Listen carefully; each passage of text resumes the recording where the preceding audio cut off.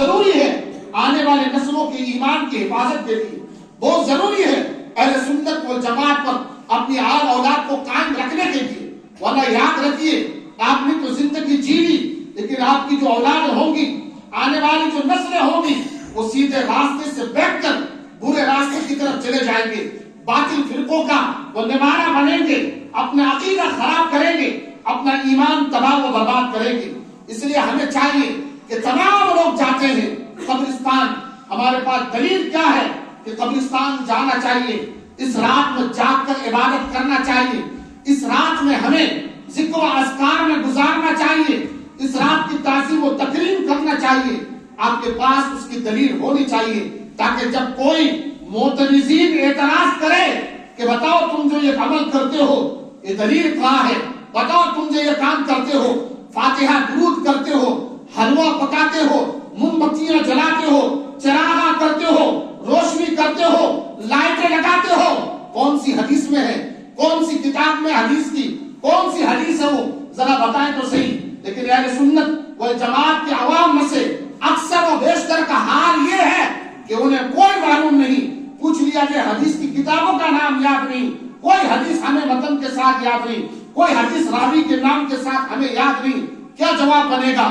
جب آپ کا جواب نہیں بن پائے گا، سامنے والا آپ کے اوپر حاوی ہوگا اور پھر آپ سوچ و فکر میں پڑ جائیں گے، اور شیطان کے ورغلانے سے بہکانے سے ایک دن وہ بھی آئے گا کہ آپ غلط طریقے کی طرف مائل ہو جائیں گے، ان کی حدیث جانی سمجھ کر، ان کے جو ہے قرآن کی آیت جو پڑھ پڑھ کے سناتے ہیں اس سے مائل ہو کر اپنا عقیدہ تباہ و برباد کر دیں گے۔ تو یہ عزیزان کرام قدر وقار، اس لیے صرف جو ہے جوشیل تقریر اور جو ہے فضائل کی باتیں سن کر کام نہیں چلے گا۔ زمانہ بڑا ترقی کر چکا ہے، کوئی بھی بات بغیر دلیل کے قبول نہیں کی جائے گی، کوئی بھی مسئلہ بغیر حوالے کے قبول نہیں کیا جائے گا۔ دنیا دلائل پر قائل ہوتی ہے، دنیا جو ہے جو سندوں پر قائل ہوتی ہے۔ آپ کے پاس سند نہیں ہے، آپ کے پاس دلیل نہیں ہے، آپ کی بات کوئی بھی نہیں ماننے والا، آپ سے کوئی قائل نہیں ہوگا، آپ کو کوئی اہمیت نہیں دے گا۔ ہوائی باتیں سمجھ کر، لفاظی جان کر آپ کی باتوں کو ردی کی ٹوکری میں ڈال دیا جائے گا، آپ کی کوئی اہمیت نہیں ہوگی۔ ہاں، آپ دلائل کے ساتھ قرآن و حدیث کی روشنی میں کتاب و سنت کے حوالے سے کوئی بات کیجئے، پھر لوگ ماننے کو تیار ہوں گے۔ یہ زمانے کا دستور ہے۔ آج کے اس معاشرے میں یہ ضروری ہے کہ جو بھی بات کی جائے اس بات میں وزن ہو، اس بات میں دلیل ہو، اس بات کا ثبوت ہو آپ کے پاس، جب جا کے آپ کی بات قابل قبول ہوگی۔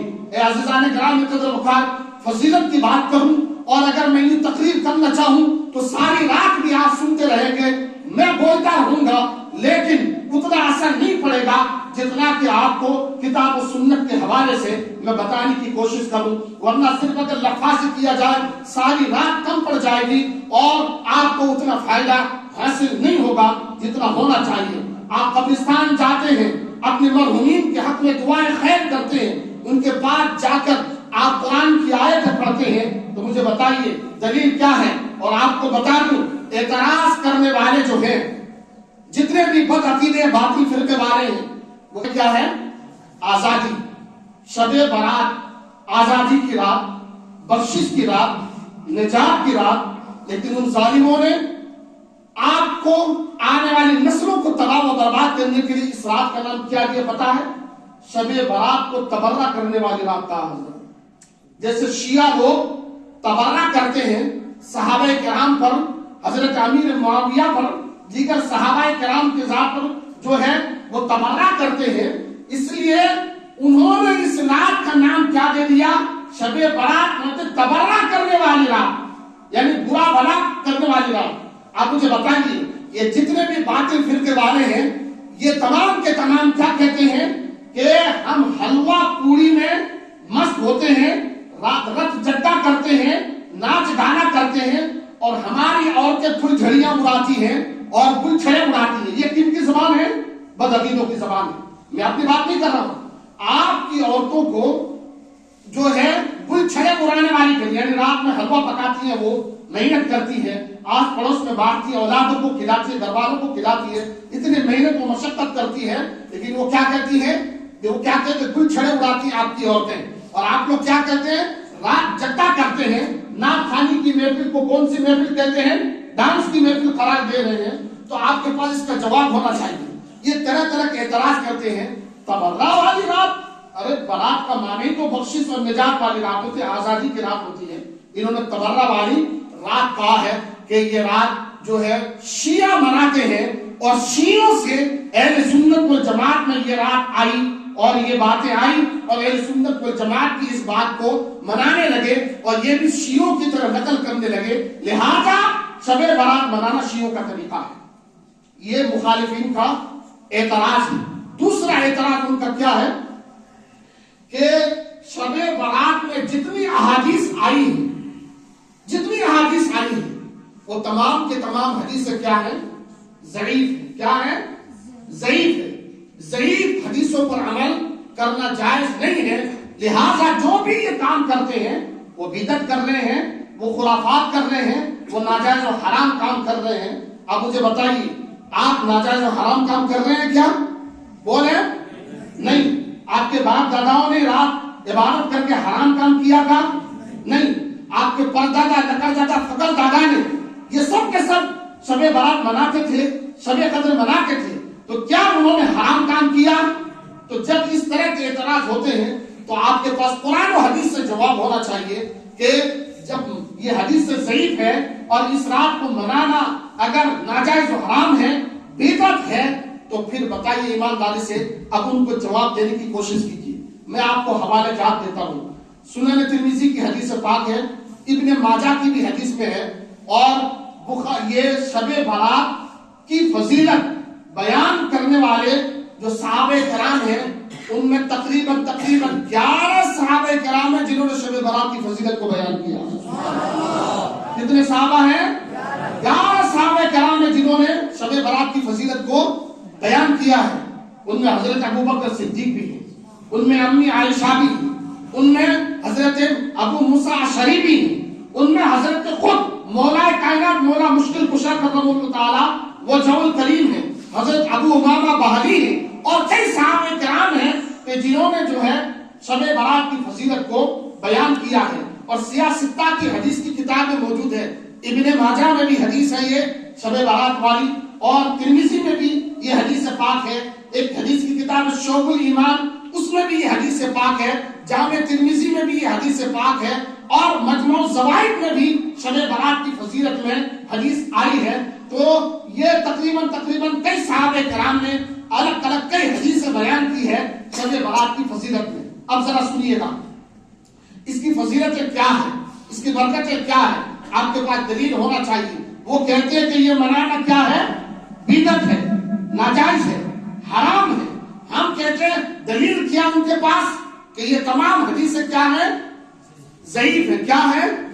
ضعیف ہے۔ ضعیف تو کہتے ہیں کمزور، بات میں دم نہیں ہے، کمزور حدیث ہے، جس کے راوی کوئی نہ کوئی جھوٹا ہے، یا ایک راوی دوسرے راوی سے جو روایت کی ہے ان سے ملاقات نہیں ہوئی ہے، اپنی مرضی سے انہوں نے بیان کر دیا ہے، یہ لوگ اس پہ ضعیف کا معنی لیتے ہیں۔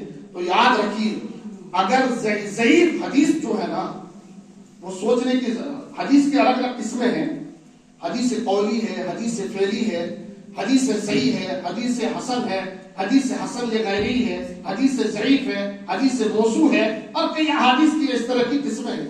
تو ضعیف آپ نے کبھی نام سنا ہے؟ ضعیف حدیث صحیح حدیث سنا ہے کہ نہیں سنا ہے؟ سنے ہیں؟ تو ذرا ہاتھ اٹھائیے، یاد تازہ ہوگا انشاءاللہ۔ ضعیف حدیث کا نام سنا ہے آپ نے؟ صحیح حدیث سنا ہے آپ نے؟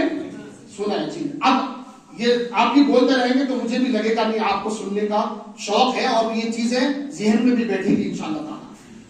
جتنے بھی باطل فرقے والے ہیں، بد عقیدہ ہیں، وہ جو حدیث ضعیف ہے اس کو ان کا عقیدہ یہ ہے کہ یہ حدیث قابل قبول نہیں، اس کو مانا نہیں جائے، یہ ماننا، اس پر عمل کرنا جائز نہیں ہے، ضعیف حدیث پر عمل کرنا جائز نہیں ہے، ہم اسے نہیں مانتے، یہ بد عقیدہ کہتے ہیں۔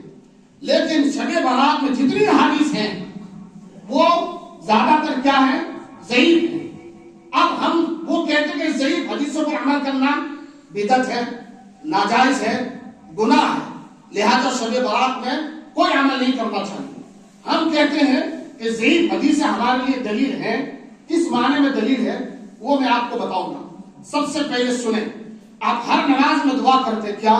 اہدنا الصراط المستقیم، اے اللہ ہمیں سیدھے راہ پر چلا، صراط الذین انعمت علیہم غیر المغضوب علیہم ولا الضالین، اے اللہ ان کے راستے پر چلا جن کے اوپر تو نے انعام کیا۔ کیا کیا؟ انعام کیا۔ اللہ تعالیٰ نے انعام کن کے اوپر کیا؟ کون لوگ ہیں جن کے اوپر اللہ تعالیٰ نے انعام کیا ہے؟ تو پانچوں پارہ اٹھائیے۔ اللہ کے سچے بندے دنیا میں نہ ہو تو قیامت آ جائے گی، قیامت آ جائے گی۔ تو مجھے ایمانداری سے بتائیے گا کہ نبیوں کی جماعت گرچہ نہیں ہے بظاہر، لیکن صدیقین کی جماعت آج بھی ہے، قیامت تک رہے گی، اور صالحین کی جماعت آج بھی ہے، قیامت تک رہے گی، شہداء کی جماعت آج بھی ہے، قیامت تک شہید ہوتے رہیں گے۔ تو جو لوگ کہتے ہیں ہم صرف اس حدیث کو مانتے ہیں، اس کے علاوہ کچھ نہیں مانتے، جس میں صحابہ کا قول ہے، جو صحابہ نے حضور سے نقل کیا ہے، وہ حدیث کی کتابوں میں آئی ہے، اور صحیح حدیث کی کتاب میں آئی ہے، اور حدیث بھی صحیح ہے، جب ہی اس چیز کو مانیں گے تو ایسے لوگوں کو کیا جواب دینا آپ کو کہ سورہ فاتحہ پڑھنا کیا کرے وہ بند کر دے، سورہ فاتحہ پڑھنا کیا کرے وہ بند کر دے۔ یہ ظالم، تم نماز میں اللہ سے دعا کر رہے ہو، اور جیسے نماز سے باہر آتے ہو تم ویسی رکر جاتے ہو۔ ارے شب برات کی فضیلت میں گرچہ حدیث سے ضعیف ہے، لیکن میں آپ کو بتاؤں علامہ عبدالحق محدث دہلوی کون ہے؟ معلوم ہے آپ کو؟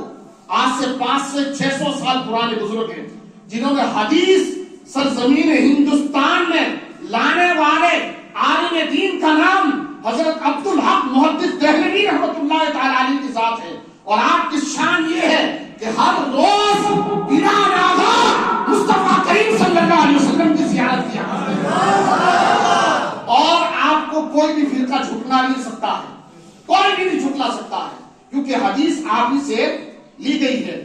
آپ کہتے ہیں شب برات کی فضیلت موجود ہے، آپ کا فرمان ہے شب برات کی فضیلت موجود ہے۔ عزیزان گرامی قدر وقت، اب جواب سنیے کہ ضعیف حدیثوں پر وہ منع کرتے ہیں ناجائز ہے، ہم کہتے ہیں عمل کرنا جائز ہے۔